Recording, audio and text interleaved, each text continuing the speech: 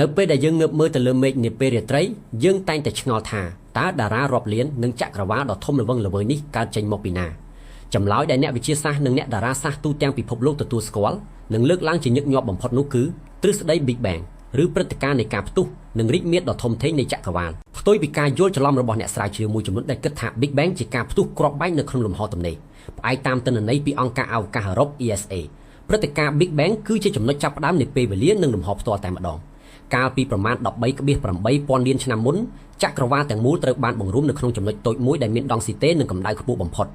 បន្ទាប់មកវាក៏បានចាប់ផ្ដើមរីកមាឌយ៉ាងរហ័សបំផុតនិងបន្តពង្រីកខ្លួនរហូតមកដល់សប្តាហ៍ថ្ងៃនេះក្នុងអំឡុងពេលប្រមាណវិនាទីដំបូងបន្ទាប់ពីការរីកមាឌនេះកម្ដៅដ៏ក្ដៅកគុកបានថយចុះបន្តិចម្ដង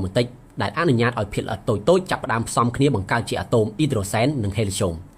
រាប់រយលានឆ្នាំក្រោយមកកម្លាំងទំនាញដីបានទាញយកឧស្ម័នទាំងនោះមកផ្ដុំគ្នាបង្កើតបានជាផ្កាយដំបូងនិងកាឡាក់ស៊ីរាប់ពាន់លានដោយដែលយើងមើលឃើញនាពេលបច្ចុប្បន្នភស្តុតាងដ៏រឹងមាំបំផុតមួយដែលគាំទ្រទ្រឹស្ដីនេះគឺកាំរស្មីអុចមីក្រូវ៉េវក្នុងអវកាសដែលជាពន្លឺសេសសល់ពីអតីតកាលនៃចក្រវាឡ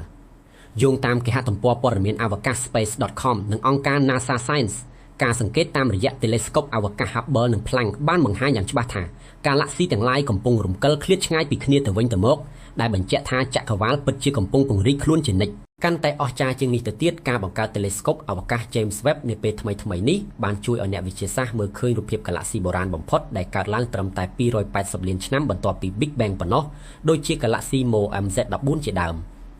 ទិន្នន័យថ្មីទាំងនេះកំពុងបើកទំព័រប្រវត្តិសាស្ត្រថ្មីនៃការយល់ដឹងអំពីការកកើតផ្កាយនិងចក្រវាឡដំបូងសរុបមកព្រឹត្តិការណ៍ Big Bang មិនមែនគ្រាន់តែជាទ្រឹស្ដីស្រមើសម័យនោះទេប៉ុន្តែវាជាដំណើរដើមកំណើតនៃអ្វីគ្រប់យ៉ាងនៅក្នុងលំហរួមទាំងភពផែនដីនិងជីវិតរបស់មនុស្សយើងផងដែរ